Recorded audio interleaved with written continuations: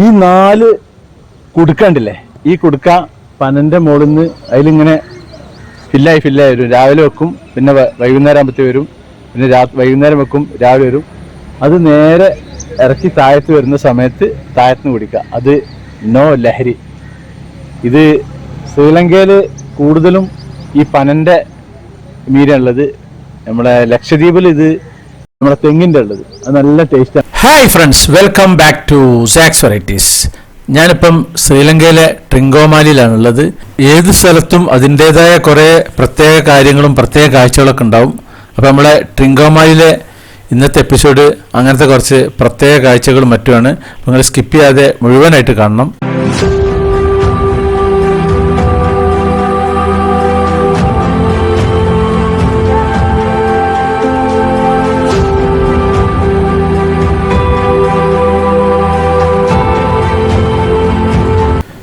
ഞാനൊരു ഓട്ടോയിൽ പോയിക്കൊണ്ടിരിക്കുകയാണ് ഇവിടെ ട്രിങ്കോമാലിയിൽ.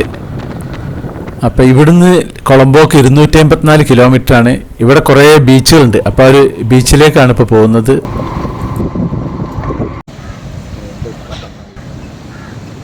ഓരോ പേരുകളാണ്. ഉപ്പുവല്ലി, എന്താണ് ഉപ്പുവല്ലി ബീച്ചാണ് ഇപ്പോൾ നമ്മൾ കാണാൻ പോകുന്നത്.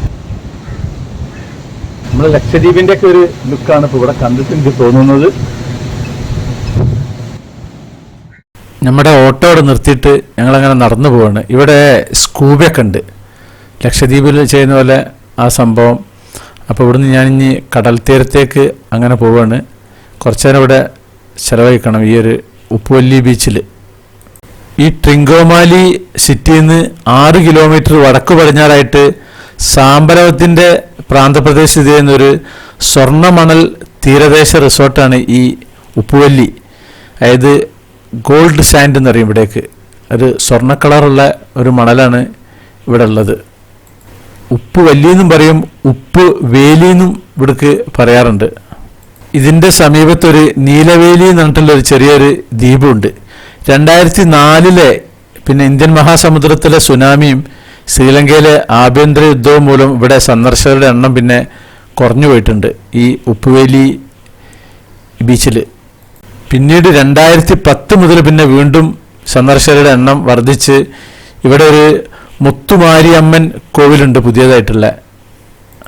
ഇവിടെ ഈ തെങ്ങിൻ്റെ മുകളിൽ ഇങ്ങനെ ഒരു സാധനം കെട്ടിയിട്ടുണ്ടല്ലേ, നല്ല ഭംഗിയായിരിക്കുന്നു.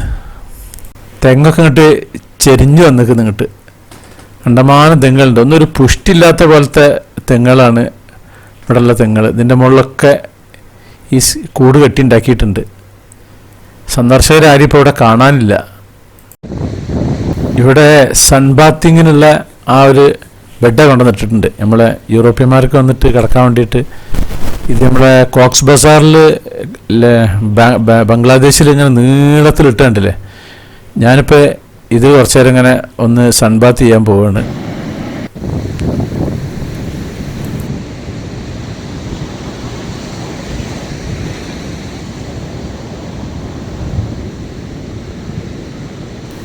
ഞാൻ ടീഷർട്ടും പാൻറ്റും ഇട്ടിട്ടാട്ടോ സൺബാത്ത് ചെയ്തത്. ഇവിടെ ഇപ്പോൾ ഇംഗ്ലീഷുകാരും കാണാനില്ല. ഉപ്പ് വേലി എന്ന് പറഞ്ഞാൽ അതിൻ്റെ അർത്ഥം എന്താ വെച്ചാൽ, ഉപ്പ് എന്ന് പറഞ്ഞിട്ടുണ്ടെങ്കിൽ വേലി എന്ന അർത്ഥം. അതായത് ശ്രീലങ്കയിലെ തമിഴ് ഭാഷ അതിൻ്റെ അർത്ഥത്തിൽ ഭൂമി അല്ലെങ്കിൽ തുറസായ സ്ഥലം എന്നാണ് ഈ ഉപ്പുവേലീൻ്റെ ഭാഷാ അർത്ഥം.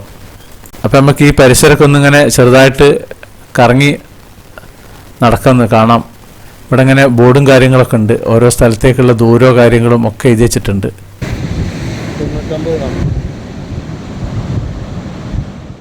ഇത് ഈ തീരത്തിനോട് ചാരിയിട്ട് ഇവിടെ ഒരു ചെറിയൊരു ഹോട്ടലുണ്ട്. ഇതൊക്കെ മരം കൊണ്ടുണ്ടാക്കിയിട്ടുള്ള ടേബിളും പിന്നെ കസേരയൊക്കെയാണ്.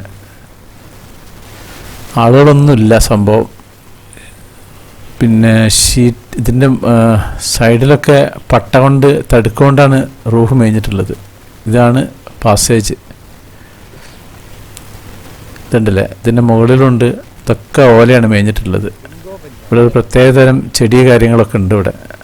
ഇപ്പോൾ സമയം 9:30 മണിയാണ്.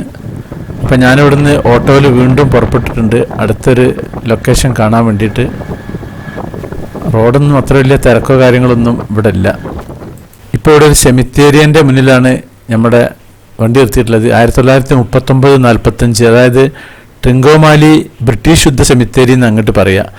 അതായത് 2ാം ലോക മഹായുദ്ധത്തിൽ കൊല്ലപ്പെടുകയോ മരിക്കുകയോ ചെയ്ത ബ്രിട്ടീഷ് സാമ്രാജ്യത്തിലെ സൈനികർക്കായിട്ട് ഈ ട്രിങ്കോമാലിയിലുള്ള ഒരു ബ്രിട്ടീഷ് സൈനിക സെമിത്തേരിയാണ് ഈ കാണുന്നത്. നല്ല ഭംഗിയിൽ പുല്ലൊക്കെ വെച്ച് പിടിപ്പിച്ചിരുന്നത്. ഇത് പഴയതാണ്, ഇപ്പോൾ പുതിയതൊന്നും ഇവിടെ ഉപയോഗിക്കുന്നില്ല.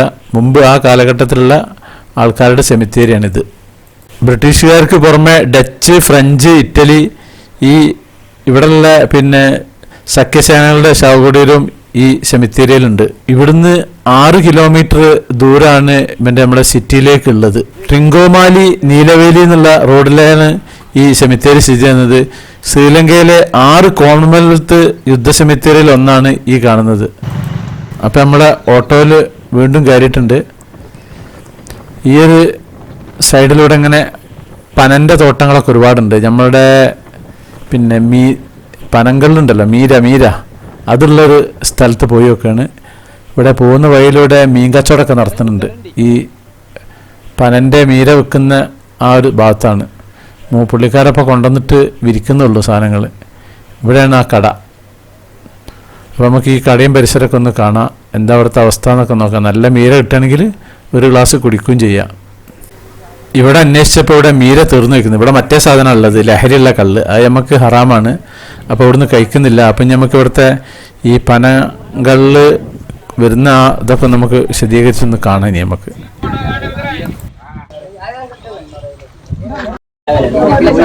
ഇതാണ് പനന്റെ മുകളിൽ ഒരു ബോട്ടിൽ കെട്ടി വെച്ചിട്ടുണ്ടല്ലേ, അതിന്റെ മുകളിൽ നിന്ന് താഴേക്ക് വന്നു കഴിഞ്ഞിട്ട് താഴേക്ക് വന്നിട്ടുണ്ടെങ്കിൽ വന്ന് കുടിക്കുന്ന സാധനമാണ് പനം മീര.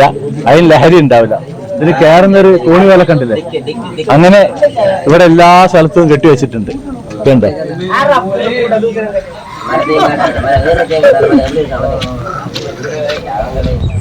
ഇങ്ങനെ ഒരു ഡ്രോപ്പ് വരും.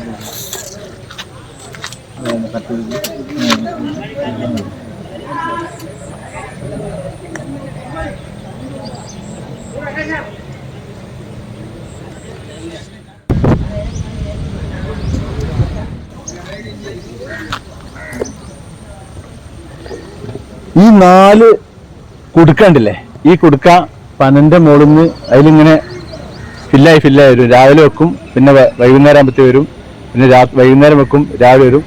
അത് നേരെ ഇറക്കി താഴത്ത് വരുന്ന സമയത്ത് താഴത്തുനിന്ന് കുടിക്കുക. അത് നോ ലഹരി. ഇത് ശ്രീലങ്കയിൽ കൂടുതലും ഈ പനന്റെ മീനുള്ളത്.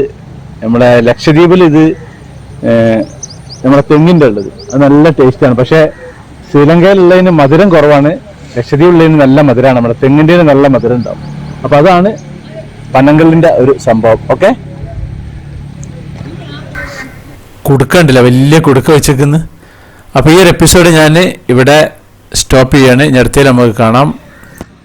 അപ്പോൾ നമ്മുടെ സാക്സ് വെറൈറ്റീസ് ചാനൽ നിങ്ങൾ ആദ്യമായിട്ട് കാണുന്നവരാണെങ്കിൽ അത് സബ്സ്ക്രൈബ് ചെയ്യാൻ മറക്കരുത്. പിന്നെ അതുപോലെ ലൈക്ക് ചെയ്യാൻ മറക്കരുത്, കമൻറ്റ് ചെയ്യാൻ മറക്കരുത്, ഷെയർ ചെയ്യാൻ മറക്കരുത്. എന്നാൽ താങ്ക് യു.